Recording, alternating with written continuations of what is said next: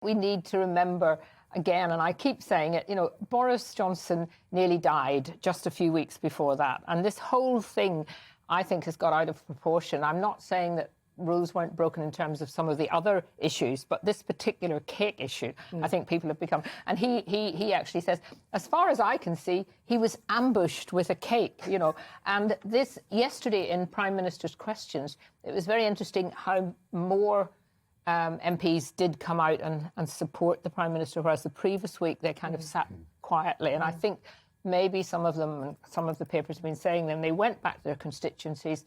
They actually found that people were more interested in the cost of living and what the government was going to do about this and Ukraine rather than all of this. Maybe the media has actually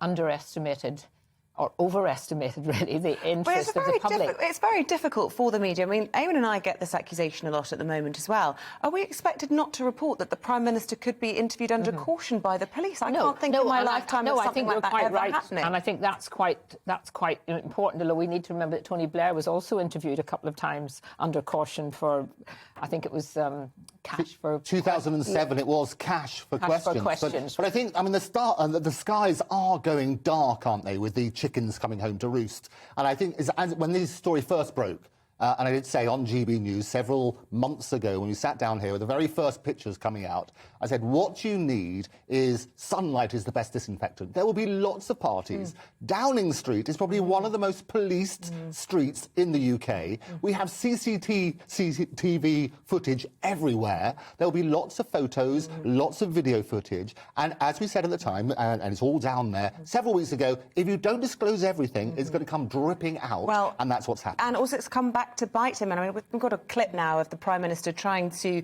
show his outrage about the pre-Christmas parties at Downing Street. Let's just take a listen to that to remind ourselves what he said.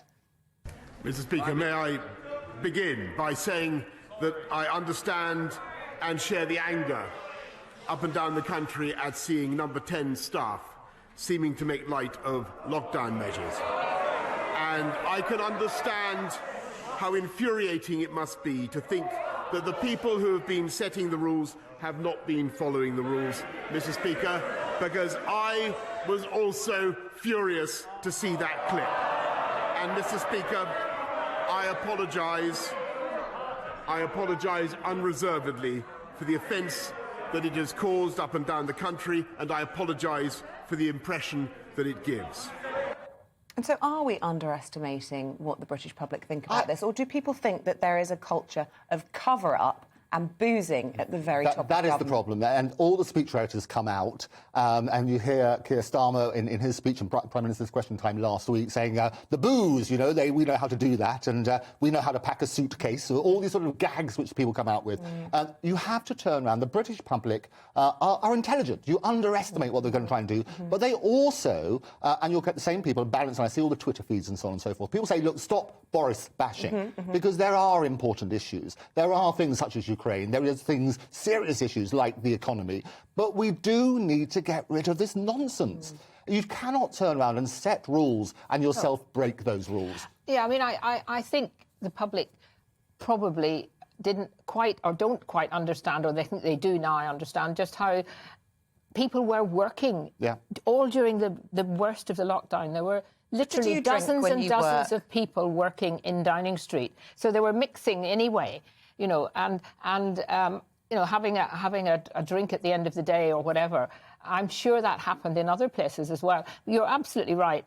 There is no point trying to cover any of these things up. And, especially when you've got someone like Dominic Cummings, who's obviously got every single thing photographed and on. What I love about Dominic is he's sort of many things. You love about Dominic. Oh, I know, I love about Dominic because he's one of these wonderful characters. He has Asperger's and various other things, and I understand on the spectrum in terms of autism.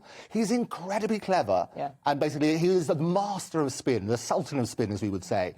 He has offered to do a Q&A straight after the Grey report, Grey's Anatomy. We can have a look at that sort of stuff. As soon as that's happened, he's offered to do a Q&A with all the revelations and so on and so forth. He should come on here. I'll be delighted to chat to him. But why hasn't he done a face-to-face interview with Sue Gray? You know, David Davis came out and said he can't be that confident in his story. He's arguing that he thinks that it'll be spun by the Prime Minister, but that sounds very much like a man that doesn't want to be questioned under cross-examination. I think what I would say on that, you know, that's why I chose that loyalty story.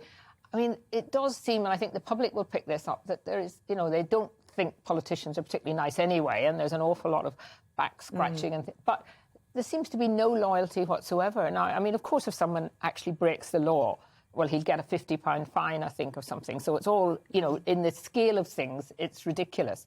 But I think he hasn't shown a huge amount of loyalty, given the way the Prime Minister... Dominic Cummings, he's not loyal at all. That's what I'm saying. They say, I'm sort of a woman scorned, you know, health, no fury. Talk about a sultan of spin, no fury there. He is absolutely out to get him. And I think that's one of the central questions, is why are we getting all these leaks? Yeah.